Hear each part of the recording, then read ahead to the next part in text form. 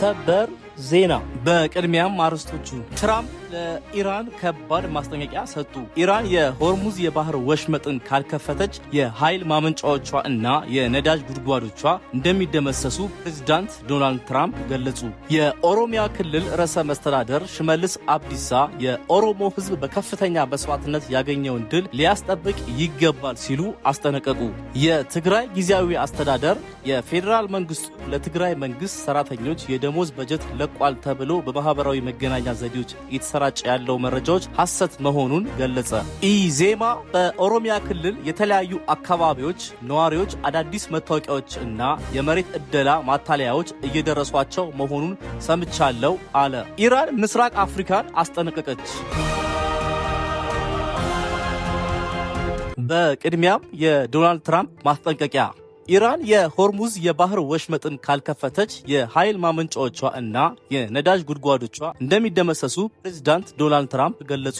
ትራምፕ ይህንን ያሉት ቴሄራን የዩናይትድ ስቴትስን የሰላም ጥያቄ ከእውነታ የራቀ ካለችና ወደ እስራኤል በርካታ ሚሳኤሎችን ካስወነጨፈች በኋላ ነው። የእስራኤል ጦር ሰኞ ዕለት ከየመን የተተኮሱ 2 ድሮኖችን ማክሸፉን አስታውቋል። ይህም የሆነው ከኢራን ጋር የሚወግኑት ሁቲዎች ወደ እስራኤል ሚሳኤሎችን በመተኮስ ጦርነቱን ከተቀላቀሉ ከ2 ቀናት በኋላ ሲሆን የሊባኖሱ ሄዝቦላም ወደ እስራኤል ሮኬቶችን ተኩሷል። የእስራኤል ጦር በቴህራን በሚገኙ ወታደራዊ መሰረተ ልማቶች እና በቤይሩት በሚገኘው የሄዝቦላ ይዞታ ላይ የሚሳኤል ጥቃት የሰነዘረ ሲሆን በሊባኖስ ዋና ከተማ ላይ ጥቁር ጭስ ሲያንዣብብ ታይቷል። በአሜሪካ እስራኤል ጥቃት የተጀመረውና 1 ወር የሞላው ጦርነት ወደ ቀጠናው የተስፋፋ ባለበት ወቅት ኢራን አሁንም አቋሟን አልቀየረችም። ይህ ጦርነት በሺዎች የሚቆጠሩ ሰዎችን ለህልፈት የዳረገ ኃይል አቅርቦትን ያወከ እና የዓለምን ኢኮኖሚ የጎዳ ሲሆን አብዛኛዎቹ ሟቾች በኢራን እና በሊባኖስ የሚገኙ ሲቪሎች መሆናቸውን ቢቢሲ ዘግቧል። ኢራን በፓኪስታን፣ ግብጽ፣ ሳውዲ አረቢያ እና ቱርክ የውጭ ጉዳይ ሚኒስተሮች በኩል የተላከላት የዩናይትድ ስቴትስ የሰላም ጥያቄ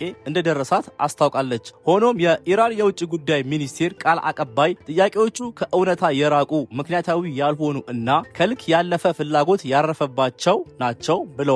አቋማችን ግልጽ ነው። ወታደራዊ ጥቃት እየተፈጸመብን በመሆኑ ጥረታችን እና ጥንካሬያችን ሁሉ ራሳችንን በመከላከል ላይ ያተኮረ ነው ሲሉ ለጋዜጠኞች ተናግረዋል። ከመግለጫው በኋላ ትራምፕ በማህበራዊ ሚዲያ ባስተላለፉት መልእክት ዩናይትድ ስቴትስ በኢራን ያለውን ጦርነት ለማቆም የተሻለ አእምሮ ካለው አገዛዝ ጋር ንግግር እያደረገች መሆኑን ገልጸው በሆርሙዝ የባህር ወሽመጥ ላይ ግን አዲስ ማስጠንቀቂያ ሰጥተዋል። ትራምፕ ትልቅ መሻሻል ታይቷል፣ ነገር ግን በማንኛውም ምክንያት በአጭር ጊዜ ስምምነት ላይ ካልደረስን እና የሆርሙዝ ወሽመጥ ወዲያውኑ ለንግድ ክፍት ካልሆነ ሁሉንም የኤሌክትሪክ ማመንጫዎቻቸውን፣ የነዳጅ ጉድጓዶቻቸውን እና የካርግ ደሴትን በማውደም ቆይታችንን እናጠናቃለን ሲሉ አስጠንቅቀዋል።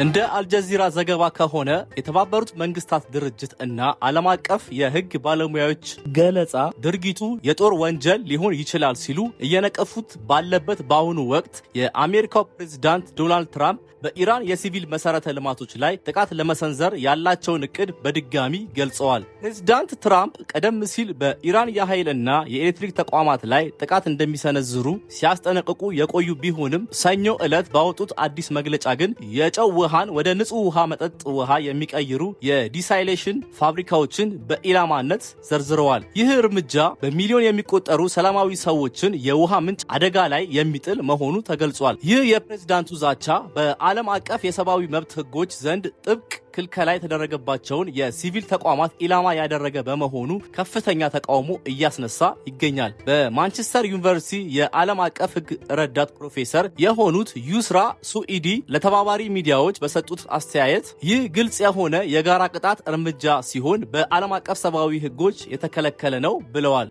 መንግስትን ለማስገደድ ሲባል ሰላማዊ ሰዎችን ሆን ብሎ ለጉዳት መዳረግ በሕግ ተቀባይነት እንደሌለውም ባለሙያዋ አክለው ገልጸዋል። ፕሬዝዳንቱ ድርድሩ ውጤታማ እንደሚሆን ተስፋ ቢያደርጉም የዛቻው ቃና ግን በቀጠናው ላይ ያለውን የጦርነት ስጋት ይበልጥ ከፍ አድርጎታል። የኢራን መንግስት እስካሁን ለዚህ ዛቻ የሰጠው ይፋዊ ምላሽ ባይኖርም ጉዳዩ የዓለም አቀፉን ማህበረሰብ ትኩረት ስቦ ይገኛል። ዘገባው የአልጀዚራ ነው።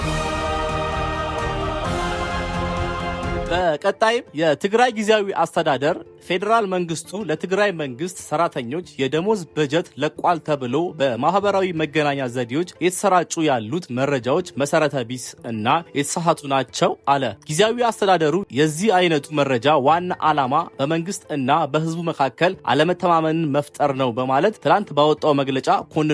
ፌዴራል መንግስቱ ያገደውን የትግራይ የደሞዝ በጀት እስካሁን አለቀቀም ያለው ጊዜያዊ አስተዳደሩ የፌዴራል መንግስቱ ለክልሉ በሚላከው የድጎማ በጀት በነዳጅ እና በመሰረታዊ ሸቀጣ ሸቀጦች አቅርቦቶች ላይ ጥሎታል ያለው ገደብ እንደቀጠለበት ይገኛል ብሏል። ይሄ ችግር መፍትሄ እስኪያገኝ ድረስ የመንግስት ሰራተኞችና የክልሉ ህዝብ አንድነታቸውንና ራስን የመቻል ጥረታቸውን እንዲያጠናክሩ ጊዜያዊ አስተዳደሩ አሳስቧል። ከዚህ ጋር ተያይዞ የመንግስት ተቋማት ነዳጅ ለመቆጠብ የሚያስችላቸውን ተጨማሪ እርምጃዎች መውሰድ ጀመሩ። መንግስታዊ ኢትዮ ኢንጂነሪንግ ግሩፕ ነዳጅ ለመቆጠብ ሲል የሰራተኞች ስብሰባ በበይነ መረብ እንዲሆንና ሰራተኞቹ ወደ ተለያዩ የፕሮጀክት ቦታዎች ሲጓዙ ትራንስፖርት በጋራ እንዲጠቀሙ መመሪያ ያስተላለፈ ሲሆን ከመደበኛ የስራ ቀናት ውጪ ልዩ ተልዕኮ ካላቸውና ከበላይ ኃላፊው በስተቀር ተሽከርካሪዎች እንዳይንቀሳቀሱም አግዷል። ኩባንያው ለኃላፊዎች በመደበው ወርሃዊ የነዳጅ ኮታ ላይ ቅነሳ ማድረጉንም ገልጧል። ሆኖም ኩባንያው ሰራተኞቹ ተገደው ፍቃድ እንዲወጡ አድርጓል በማለት አንዳንድ የዜና ምንጮች ያሰራጩት መረጃ ከእውነት የራቀ መሆኑን ገልጿል። የኦሮሚያ ክልል ርዕሰ መስተዳደር ሽመልስ አብዲሳ የኦሮሞ ህዝብ በከፍተኛ መስዋዕትነት ያገኘውን ድል ሊያስጠብቅ ይገባል ሲሉ ትላንት በቢሾፍቱ ከተማ ከክልሉ ከተወጣጡ ወጣቶች ጋር ባደረጉት ውይይት ላይ ተናገሩ።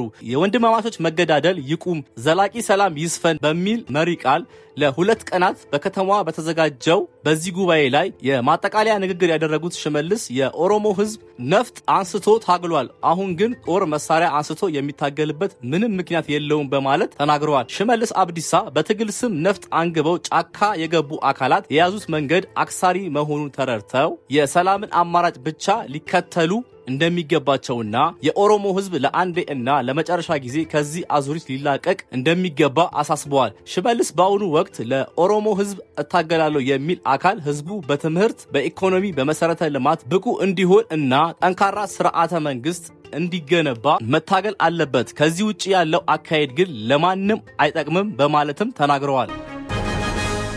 ኢዜማ በኦሮሚያ ክልል የተለያዩ አካባቢዎች ነዋሪዎች አዳዲስ መታወቂያዎችና የመሬት ዕደላ ማታለያዎች እየደረሷቸው መሆኑን ሰምቻለሁ አለ። ኢዜማ በሸገር ከተማ ለነዋሪዎች አዳዲስ እና አሰራሩን ያልጠበቀ የመታወቂያ ዕደላዎች እንዲሁም የመሬት ዕደላ ማታለያዎች በአካባቢው አስተዳዳሪዎች እየተፈጸመ መሆኑን ማረጋገጡን ገልጿል። መንግስት ዜጎቹን በማይፈጸሙ ማባቢያዎች ለመደለል መሞከሩ አስነዋሪ ድርጊት ነው በማለት ኢዜማ አውግዟል። የኦሮሚያ ክልላዊ መንግስት የጨረቃ ቤቶችን ካርታ እሰጣለሁ በሚል በቅርቡ የወሰነው ውሳኔ እና ዜጎችን በጥቅማጥቅም የማባበል ሂደት ለመሬት ምዝበራና ለከፍተኛ ሙስና እና ብልሹ አሰራር በር የሚከፍት ነው ያለው ኢዜማ ድርጊቱ ምርጫው ግልጽ እና ታማኒ እና ፍትሃዊ እንዳይሆን ያደርጋል በማለት አስጠንቅቋል። ፓርቲው የክልሉ መንግስት ከዚህ ድርጊቱ እንዲቆጠብና ዜጎችን በዚህ ማታለያ እና መደለያ መታለል የለባቸውም ሲል አሳስቧል።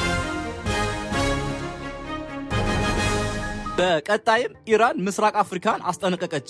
ኢራን አሜሪካ እና እስራኤል በገቡበት የጦርነት አረንቋ እና በኢራን ላይ በሚነዙት ፕሮፓጋንዳ የአፍሪካ ቀንድና ምስራቅ አፍሪካ አገራት አይታለሉም የሚል እምነት አለኝ ብላለች። በናይሮቢ የኢራን ኤምባሲ ዛሬ ባወጣው መግለጫ የኢራን ወታደራዊ አቅም ለአፍሪካ ቀንድ፣ ለምስራቅ አፍሪካ እና ለአውሮፓ ስጋት እንደሆነ አድርገው አሜሪካ እና እስራኤል የሚያሰራጩት የሐሰት መረጃ ለሚፈጽሙት የጦር ወንጀል አቅጣጫ ማስቀየሪያ ነው በማለት ኮንኗል። ኤምባሲው ሌሎች አገራት ኢራን በፍራቻ እና በስጋት አይን እንዲመለከቱና በኢራን ላይ ጦርነት ከፍተው ወደ ገቡበት አረንቋ የአፍሪካ ቀንድና የምስራቅ አፍሪካ እንዲሁም ሌሎች አገራትን ጎትተው ለማስገባት ጥረት እያደረጉ ይገኛሉ በማለት ከሷል። በአፍሪካ ቀንድ እና በምስራቅ አፍሪካ ቀጠና ለሚከሰተው አለመረጋጋት እና የጸጥታ እጦት ብቸኛዎቹ ምክንያቶች አሜሪካ እና እስራኤል ናቸው በማለትም ኤምባሲው ወንጅሏል።